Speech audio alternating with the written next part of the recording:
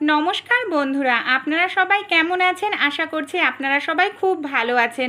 আমাদের প্রত্যেক দিনের কাজগুলোকে যদি আমরা একটু বুদ্ধি খাটিয়ে করতে পারি, তাহলে কিন্তু কোনো কাজই আমাদের মুশকিল বলে মনে হবে না।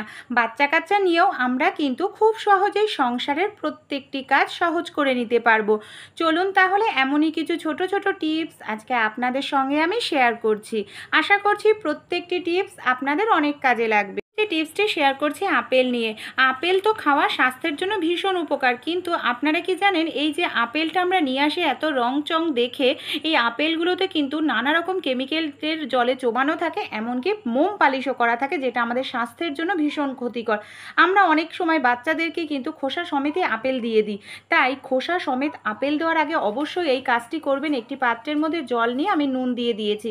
এই নুন জলের মধ্যে আমি এখানে 1 থেকে 2 মিনিটের জন্য আপেলটাকে ভিজিয়ে রেখে দেবো। অনেক সময় দেখবেন মোম পালিশ করা হলে চামচ দিয়ে আঁচড়ালে কিন্তু একটি সাদা সাদা অংশ উঠে আসে। তাই অবশ্যই এই জিনিসগুলো খেয়াল রাখবেন। তারপর ধরুন আপনারা আপেলটা কাটলেন, আপেলের যে দানার অংশটা আছে এই অংশগুলোকে এইভাবে তো বাদ দিয়ে আমাদের অবশ্যই ফেলে দিতে হবে। আমরা অনেক সময় বাচ্চাদেরকে স্কুলে টিফিনে আপেল দিয়ে দিই, কিন্তু দেখা যায় আপেলটা যখন 3-4 ঘন্টা পরে খায়, আপেলটা একেবারে কালো হয়ে যায়, বাচ্চারা খেতে চায় না। তাই কিভাবে আপেল দিলে আপেলটা কালো হবে না, বাচ্চারা খুব সহজেই খেয়ে নেবে। দানার অংশ, ওপরের দিকের অংশ আমার কেটে নেওয়ার পর এবার কি করতে হবে, আপেলটার এইভাবে জোড়া জোড়া অংশ আমাদের জুড়ে দিতে হবে। তারপর নিয়ে নিতে হবে দুটো রাবার ব্যান্ড। রাবার ব্যান্ড দিয়ে যদি এইভাবে আপেলটাকে আমরা সেট করে দিই, তাহলে কিন্তু আপেলটার মধ্যে হাওয়া বাতাসটা কম ঢুকতে পারবে, এমনকি ভেতরের দিকটা কালো হবে না। ছোট্ট টিপসটি অ্যাপ্লাই করে দেখবেন, আশা করছি টিপসটি আপনাদের অনেক কাজে লাগবে। এইভাবে আপনারা আপেলটাকে কিন্তু 4-5 ঘন্টা ফ্রেশ রাখতে পারবেন। চলুন পরের টিপসটি দেখে নিই। পরবর্তী যে টিপসটি, এই ধরনের গ্রেটার আমরা প্রত্যেকে ব্যবহার করি, দীর্ঘদিন ব্যবহার করতে করতে ধার কমে যায়। তাই আমাদের বাড়িতে যে শিলনোড়া থাকে, শিলনোড়াটাকে এইভাবে উল্টো দিক করে যদি টানতে থাকি কয়েক সেকেন্ড, তাহলেই যে গ্রেটারের ধারটা চলে গেছে না, খুব সহজেই ধারটি চলে আসবে। অবশ্যই আপনারা অ্যাপ্লাই করে দেখবেন, দারুণ রেজাল্ট পাবেন। চলুন পরের টিপসটি আমরা দেখে নিই। গরমকালে আমাদের দেখা যায় যে ফ্রিজ চালানোর কারণে, এসি চালানোর কারণে ইলেকট্রিক বিলটা অনেকটাই বেশি আসে। তাই আমরা যদি একটু বুদ্ধি খাটিয়ে চলতে পারি, কিছুটা হলেও ইলেকট্রিক বিল কমিয়ে ফেলতে পারবো। দেখছেন আমি কিন্তু ডিপ ফ্রিজের মধ্যে নিচে একটি প্লাস্টিক এইভাবে পেতে নিয়েছি। এতে কি হবে, আমরা কোনো কিছু যদি রাখি খুব সহজেই প্লাস্টিকের ওপর রাখবো, যেটা উঠে আসবে, আমাদের একেবারে বরফ আটকে থাকবে না। আর আমরা অনেকেই যেটা ভুল করে থাকি, ডিপ ফ্রিজটাকে একেবারে বরফটাকে রিমুভ করে দিই। বরফ রিমুভ করলেও কিন্তু আমাদের জিনিসপত্র ঠান্ডা হওয়ার জন্য এতে কিন্তু ফ্রিজকে অনেকটা কাজ করতে লাগে, যার কারণে ইলেকট্রিক বিলটা বেশি আসে। এছাড়াও ফ্রিজে যে খাবার রাখবেন অবশ্যই ঢেকে রাখবেন। প্রয়োজনের অতিরিক্ত ফ্রিজে খাবার রাখবেন না। সেই সব খাবার ঠান্ডা করতে গেলেও ফ্রিজকে বেশি পরিমাণে কাজ করতে লাগে। অনেক সময় গরমকালে দেখা যায় বাচ্চারা বারবার ফ্রিজের দরজা খোলে ঠান্ডা জল খাওয়ার জন্য, নানা কারণে। এতেও কিন্তু ঠান্ডা হাওয়াটা বাইরে বেরায়, এমনকি ইলেকট্রিক বিলটা বেশি আসে। তাই আমাদের ফ্রিজের যে চাবিটা থাকে, অনেক সময় দেখা যায় চাবিটা কিন্তু আমরা হারিয়ে ফেলি। এই ধরনের একটি ছুরি যদি বা কাঁচি যদি আমাদের হাতের কাছে থাকে, খুব সহজেই দেখুন কাঁচিটা দিয়ে আমরা কিন্তু লক করে রাখতে পারি। বাচ্চারা বারবার তাহলে খুলতে পারবে না। যখন আমাদের নিজেদের প্রয়োজন, খুব সহজেই আমরা কিন্তু কাঁচিটা দিয়ে ফ্রিজটাকে খুলে নিতে পারবো। এই ছোট্ট টিপসটা অ্যাপ্লাই করবেন, ইলেকট্রিক বিলটা অনেকটাই কম আসবে। চলুন পরের টিপসটি দেখে নিই। অনেক সময় বাজার থেকে আমরা কলা কিনে নিয়ে আসি, দেখা যায় কলাটা শক্ত থাকে, কালো থাকে, এমনকি পাকতে 2-3 দিন সময় লেগে যায়। তো এরকম সমস্যা হলে আপনারা খুব কম সময়ে কলাটা কিভাবে পাকিয়ে নেবেন, আমাদের যে চালের ড্রাম থাকে, চালের ড্রামের মধ্যে এইভাবে কলাটাকে আপনারা রেখে দেবেন 5 থেকে 6 ঘন্টা।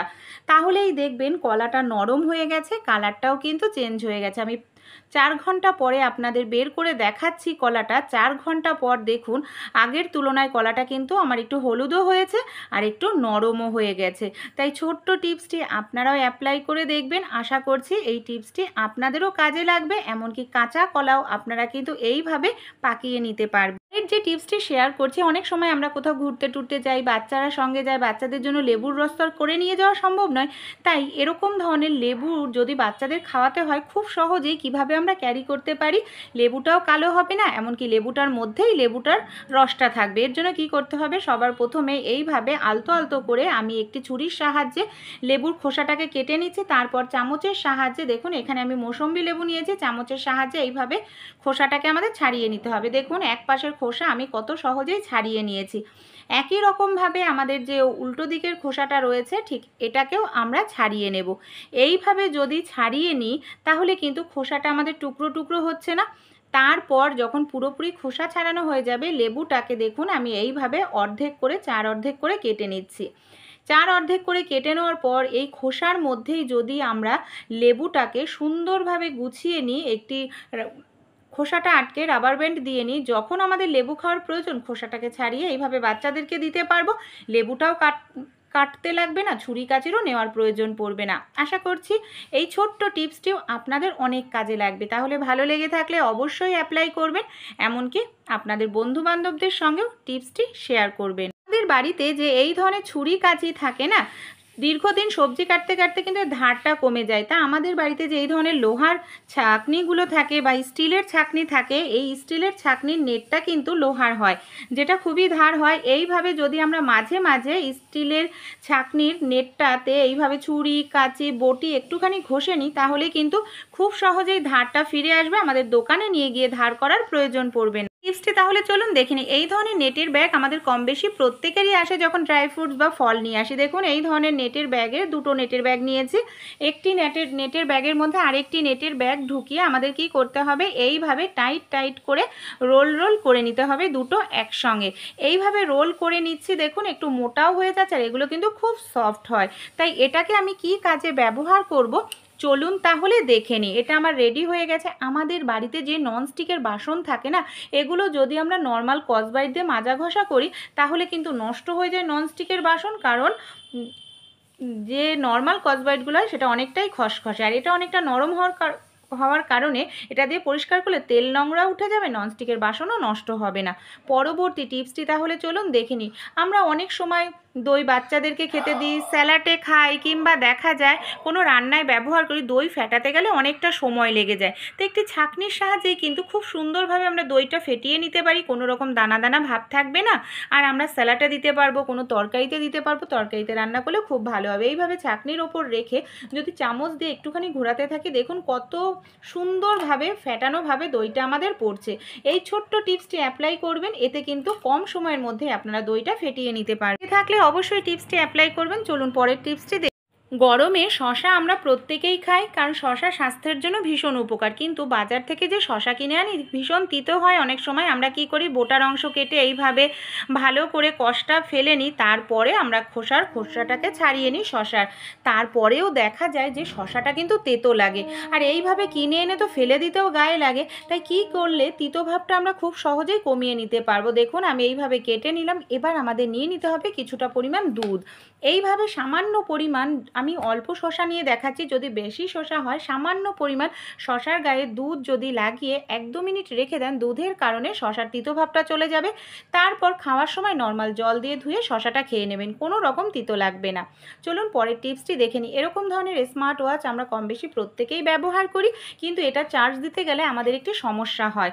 এইভাবে যদি ঝুলিয়ে রাখি অনেক সময় পড়ে গেলে কিন্তু স্মার্ট ওয়াচটা আমাদের নষ্ট হয়ে যাওয়ার সম্ভাবনা থাকে। তাই কিভাবে আমরা খুব সাবধানভাবে এটাকে চার্জ দিতে পারি, দেখুন যে ঘড়ির যেই লকের জায়গাটা আছে না, সেই লকের জায়গার ভেতর আমি এইভাবে চার্জারের ভেতরটা ঢুকিয়ে নিচ্ছি। দেখুন এইভাবে ঢুকিয়ে সেট করে নিলাম। এবার যদি আমরা চার্জ দিই এইভাবে চার্জারের ভেতরে রেখে ঘড়িটাকে, তাহলে কিন্তু পড়ার কোনো রকম সম্ভাবনা থাকবে না। চলুন পরের টিপসটি দেখে নিই। আপনারা কি কখনো এইভাবে ঝাড়ুতে তেজপাতা ব্যবহার করেছেন? কেন ঝাড়ুতে তেজপাতা ব্যবহার করব? ঘর তো আমরা প্রত্যেকেই পরিষ্কার করার জন্য কিন্তু ফুলঝাড়ু ব্যবহার করি, কিন্তু দেখা যায় অনেক সময় যে আমাদের খাবার দাবার থাকে মেঝেতে, সেগুলো ঝাড়ুর গায়ে আটকে যায়, যার কারণে ছোট ছোট পিঁপড়ে ঝাড়ুর মধ্যে বাসা বাঁধে, এমনকি ঝাড়ুটাকে নষ্ট করে দেয়। আর এই ধরনের একটি ঝাড়ু কিনতে গেলে মিনিমাম কিন্তু 400-500 টাকা লেগে যায়, আর যদি মিনিমাম 2-3 মাসেই নষ্ট হয়ে যায় তাহলে কিন্তু ভীষণ গায়ে লাগে। তাই ঝাড়ুর মধ্যে আমরা কিভাবে পিঁপড়ে থাক বা কোনো রকম নোংরা থাক পরিষ্কার করতে পারবো, আর মাঝে মাঝে যদি ঝাড়ুটাকে ধুয়ে দিই তাহলে কিন্তু ঝাড়ু খুব তাড়াতাড়ি নষ্ট হয়ে যায়। তাই জল দিয়ে না ধুয়ে ঝাড়ুটাকে এইভাবে ব্যাকটেরিয়া মুক্ত, জীবাণুমুক্ত, এমনকি পিঁপড়েও তাড়িয়ে ফেলতে পারবেন। এখানে আমি নিয়েছি কিছুটা পরিমাণ তেজপাতা গুঁড়ো করে। আমি এখানে তেজপাতা আর রসুনের খোসা খুব ভালো করে গুঁড়ো করে কৌটোর মধ্যে রেখে দিয়েছি। এইভাবে চামচের সাহায্যে আমি কি করছি, ফুলঝাড়ুর ভেতরে খুব ভালোভাবে দিয়ে দিলাম। 1 চামচ পরিমাণ নুন দিলাম আর সামান্য পরিমাণ হলুদ দিলাম। হলুদ কিন্তু ব্যাকটেরিয়া দূর করে, নুনও তাই জীবাণু দূর করে। এবার আমি 2-3 মিনিটের জন্য এইভাবে রেখে দেবো। 2-3 মিনিট পর এইভাবে যদি ঝাড়ুটা আমরা একটু ঝেড়ে নিই, এর মধ্যে কোনো রকম যদি পিঁপড়ে থাকে, নুন, তেজপাতার গন্ধ, এমনকি হলুদের গন্ধের কারণে থাকতে পারবে না, ব্যাকটেরিয়া জীবাণুও কিন্তু ধ্বংস হবে। এই যে মিশ্রণটা, এটাকে আপনারা ফেলবেন না, আরও 2 বার কিন্তু ইউজ করতে পারবেন। আর আমাদের ঝাড়ু না ধুয়েই কিন্তু আমরা পরিষ্কার পরিচ্ছন্ন রাখতে পারবো। আশা করছি এই ছোট্ট টিপসটিও আপনাদের অনেক কাজে লাগবে। ভিডিওটি একটু ভালো লেগে থাকলে অবশ্যই লাইক করবেন, বন্ধুবান্ধবদের সঙ্গে শেয়ার করবেন।